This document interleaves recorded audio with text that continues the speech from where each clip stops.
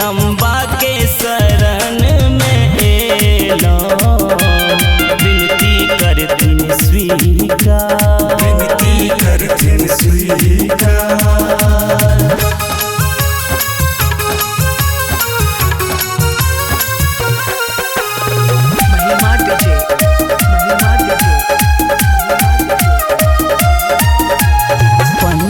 पुरहित घर पर बजेलो, केलो पाठ प्रतिवार।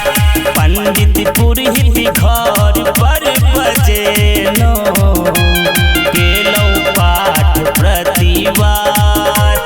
कन्या भोजन 9 दिन करेलो, केलो विधिवत सत्कार। कन्या भोजन 9 दिन करेलो, केलो विधिवत सत्कार, केलो विधिवत सत्कार।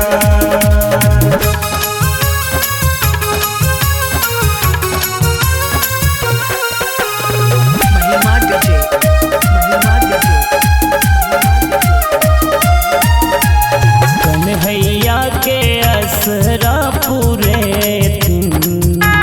जननी सबटा शौख सिंगार।